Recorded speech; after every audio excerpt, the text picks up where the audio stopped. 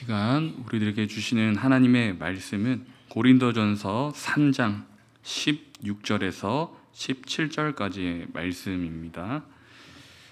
신약성경 고린도전서 3장 16절에서 17절까지의 말씀, 신약성경 266면에 있겠습니다. 말씀이 짧습니다. 그래서 우리 처음부터 끝까지 합독해서 함께 올려드리도록 하겠습니다. 너희는 너희가 하나님의 성전인 것과 하나님의 성령이 너희 안에 계시는 것을 알지 못하느냐? 누구든지 하나님의 성전을 더럽히면 하나님이 그 사람을 멸하시리라. 하나님의 성전은 거룩하니 너희도 그러하니라.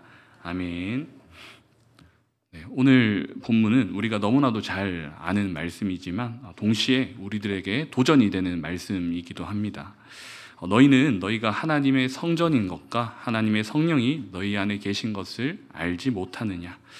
오늘 여기 우리 모두는 교회에 모였습니다. 십자가가 있고 또 말씀을 들을 강단이 있고 함께 예배하는 성도들이 있으니 당연히 여기는 교회다라고 말할 수 있겠습니다. 그런데 예배가 끝나고 나서 우리가 집으로 돌아가면, 또 직장으로 가면, 혹은 시장에 가면 그곳은 교회일까요? 아마 대부분은 아니죠. 거긴 교회가 아니고 세상이죠 라고 이렇게 말하실 겁니다. 맞습니다. 이 가시적인 건물로만 보게 되면 그렇습니다.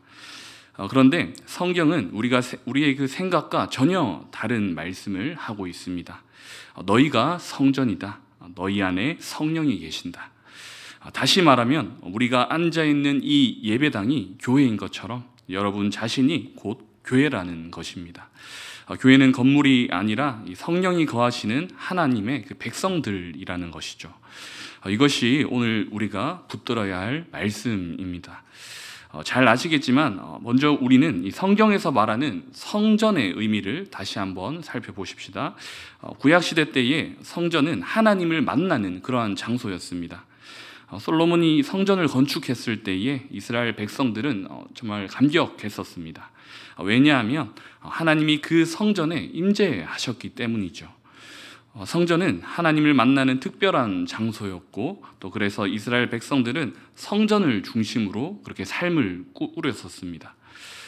그러나 신약 시대 때에 예수님께서 이 성전을 헐라 내가 사흘 만에 다시 세우리라 라고 이렇게 하셨을 때 유대인들은 다 충격을 받았었죠.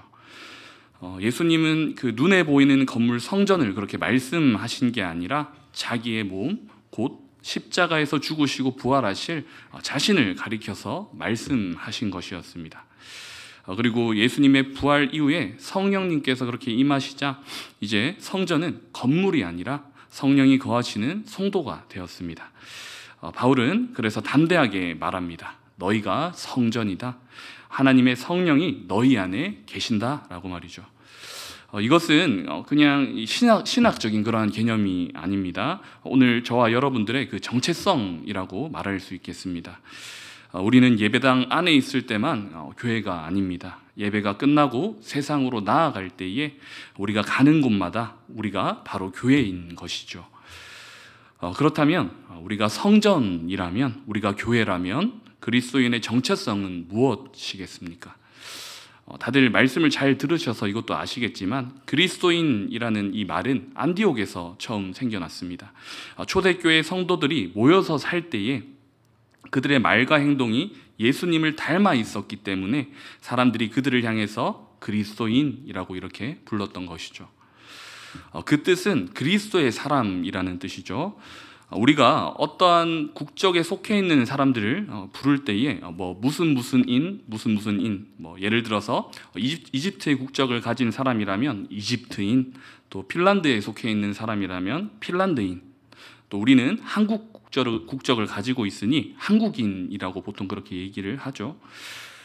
그러면 우리 한국인은 어떤 사람입니까? 바로 한국어를 쓰고 한국의 문화를 알고 또 한국의 음식을 먹고 살아가는 사람들이 바로 한국인인 것이죠. 또 미국인은 영어를 쓰고 미국의 그 가치와 문화를 따라서 사는 사람들입니다. 마찬가지로 그리스도인은 예수님의 그 가치관으로서 살고 또 예수님의 말씀을 따르며 예수님이 원하시는 방식으로 그렇게 살아가는 사람들인 것입니다. 그렇다면 여기서 또 중요한 질문이 있습니다. 나는 정말 그리스도인답게 살아가고 있는가? 라는 이러한 질문입니다. 교회 안에서는 이 말씀을 들으면서 아멘도 잘하고 찬양도 열심히 부르고 하지만 교회 밖에서는 세상 사람들과 똑같이 욕하고 또 똑같이 속이고 똑같이 싸우고 있다면 세상 사람들은 우리를 보면서 예수님을 볼 수 있겠습니까? 진짜 그리스도인은 삶 속에서 예수님을 드러내는 사람입니다. 이것이 우리가 성전이라는 말의 진짜 의미라는 것입니다. 그럼 우리가 성전이라면 또 반드시 따라오는 질문이 하나 더 있습니다. 그러면 성전답게 사는 것은 무엇입니까? 그것은 바로 거룩이라고 할 수 있습니다. 많은 분들이 또 거룩을 오해하고는 합니다. 예배 시간에 손을 높이 들고서 찬양하는 것, 또 기도할 때에 눈물을 흘리면서 그렇게 감명 깊게 기도하는 것, 또 뜨겁게 방언하는 것, 이런 것들을 거룩이라고 생각합니다. 물론 그것도 절대로 빠져서는 안 되는 이 신앙의 그 귀한 모습입니다. 그러나 그것만이 거룩이 아닌 것이죠. 진짜 거룩은 어디에서 나타납니까? 바로 우리의 삶에서 나타나게 된다는 것입니다. 우리가 예배 시간에 은혜를 받고 눈물을 흘린다고 해서 그 사람이 반드시 거룩한 것은 아닙니다. 왜냐하면 그 눈물이 하나님의 사랑에 의해서 감격하여서 그렇게 흘리는 눈물일 수도 있지만 때로는 내 인생이 너무나도 힘들고 지치고 고단해서 그렇게 흘리는 눈물일 수도 있다는 것입니다. 또 찬양할 때에 크게 소리를 지르는 것이 반드시 신앙의 그 좋은 증거는 아닙니다. 그 순간에 그 음악에 취해서 분위기에 취해서 이렇게 반응하는 것일 수도 있다는 것이죠. 그래서 신앙을 평가할 때에 예배당 안에서의 그 모습만을 보고서 우리는 판단을 할 수가 없습니다. 신앙은 우리의 삶 속에서 증명이 되는 것입니다. 내가 집에서 가족을 어떻게 대하는지, 직장에서 속임 없이 정직하게 일을 하는지, 나보다 위치적으로든 신체적으로든 이 약자를 어떻게 대하는지, 돈을 다루는 태도가 또 어떠한지, 그 모든 일상에서 거룩이 드러날 수 있어야 하는 것입니다. 거룩은 결국 그리스도인답게 사는 것이라고 이렇게 말할 수 있겠습니다. 하나님이 원하시는 그 가치와 방향성을 가지고서 살아가는 것, 그것이 바로 거룩입니다. 여러분 혹시 사랑이라고 할 때에 그 사랑이 눈에 보이십니까? 사랑은 보통 눈에 보이지 않죠. 우리가 사랑이라는 감정을 느끼고 또 사랑이 무엇인지는 너무나도 잘 알고 있지만 사랑을 우리가 눈으로는 볼 수가 없습니다. 그런데 우리가 사랑을 눈으로 볼 수 있을 때가 있습니다. 바로 사랑하는 사람들을 보게 되면 우리가 그것을 알 수가 있죠. 다들 다 사랑해 보셔서 아시겠지만 이 사랑하는 사람들끼리의 그 눈빛, 또 표정, 또 대화, 그들의 손짓들을 보면 저 사람들이 지금 사랑을 하고 있구나를 우리가 알 수가 있습니다. 또 사내에서 보통 이 몰래 연애를 하게 되면 당사자들은 다른 사람들이 모를 거라고 그렇게 생각을 하지만 그들 빼고 온 회사 사람들이 다 연애하는지 안다고 하지 않습니까? 그것처럼 그 사랑은 이렇게 눈에 다 보일 수밖에 없다는 것이죠. 또 제가 예전에 연애할 때 얘기를 하나 해보겠습니다. 그분한테 제가 좀 미안하지만 얘기를 하려고 하는데, 예전에 이제 제 여자친구가 귀찮게 계속 시도 때도 없이 자기 눈을 계속 바라보라고 하는 겁니다. 지나가다가 저를 붙잡고 눈을 바라보라고 하고 그렇게 계속 하는 겁니다. 처음에는 그래 사랑해서 그런가 보다 하면서 저도 계속 그렇게 했는데 계속 하니까 그게 너무 궁금하더라고요. 그래서 그 이유를 물으니까 자기가 이제 인터넷에서 봤는데 이 사랑하는 이 사람이 사랑하는 사람과 관심 있는 것들을 바라볼 때에 이 동공이 비자발적으로 이렇게 확장이 된다고 그렇게 얘기를 하더라고요. 그래서 이 사랑을 저의 눈을 통해서 이렇게 확인을 하려고 계속해서 눈을 쳐다보라고 그렇게 얘기를 하는 거였던 겁니다. 여러분 참 풋풋하지 않습니까? 네. 어쨌든 조금 다른 맥락이기는 하나 이렇게도 사랑을 볼 수가 있다는 것이죠. 신앙도 그렇습니다. 하나님은 눈에 보이지 않습니다. 믿음도 우리 눈에 보이지 않습니다. 하지만 그리스도인의 삶을 보면 알 수가 있습니다. 내가 사용하는 그 언어들, 또 나의 태도들, 나의 표정과 행동을 통해서 사람들은 저 사람 안에 하나님께서 계시는구나, 저 사람이 하나님과 함께 동행하고 있구나 라고 이렇게 느낄 수가 있다는 것이죠. 또 신앙이 좋다는 것은 결국 하나님을 눈에 보이게 하는 것입니다. 내 삶을 통해서, 내 언어를 통해서, 내 행동을 통해서 사람들이 하나님을 볼 수 있도록 만드는 것, 그것이 바로 진짜 신앙이라고 할 수 있겠습니다. 그러면 우리가 움직이는 교회라는 말을 한번 살펴보겠습니다.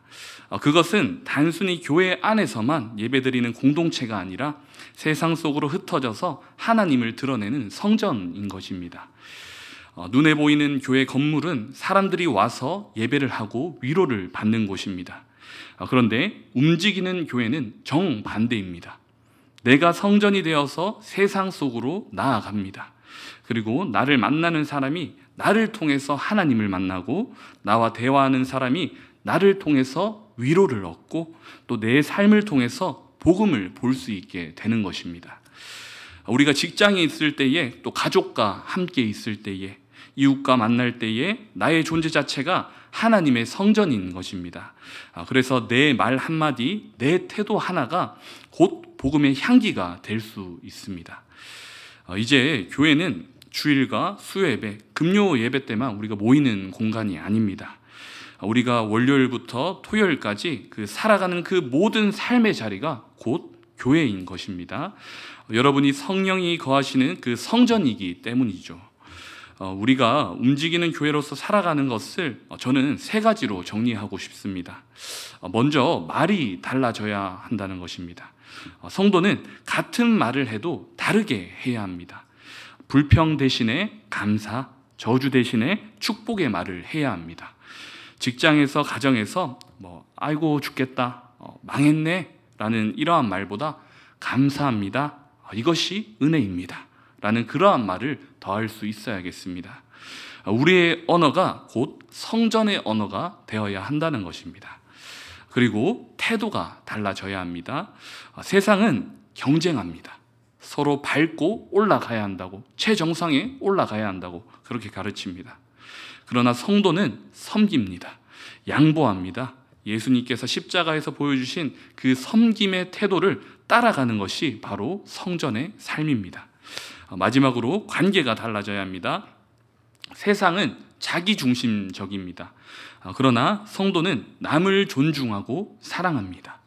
가정에서 배우자를 존중해주고 자녀를 귀하게 여겨주고, 직장에서 동료를 존중해 줄 때에 사람들은 우리 안에서 하나님을 볼 수 있게 됩니다.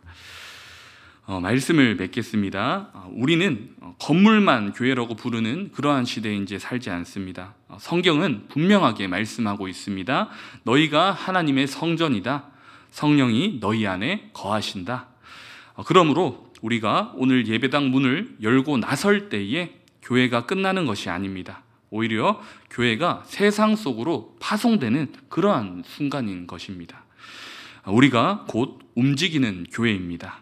여러분의 언어를 통해서, 태도를 통해서, 삶을 통해서 사람들이 하나님을 만나게 될 것입니다. 직장에서, 가정에서, 이웃 속에서 여러분들을 통해서 복음이 또 증거되게 될 것입니다. 여러분, 건물은 무너질 수 있습니다. 제도는 변할 수가 있습니다. 그러나 성령이 거하시는 성도는 결코 변하지 않습니다. 결코 무너지지 않습니다. 우리가 바로 교회입니다. 우리가 성전입니다. 우리가 곧 하나님의 움직이는 교회입니다. 그러므로 이 한 주간 여러분들의 그 삶의 자리가 곧 예배의 자리가 되기를 축복합니다. 우리의 가정이 일터가, 또 관계의 자리가 하나님의 드러나는 성전이 되기를 간절히 바랍니다.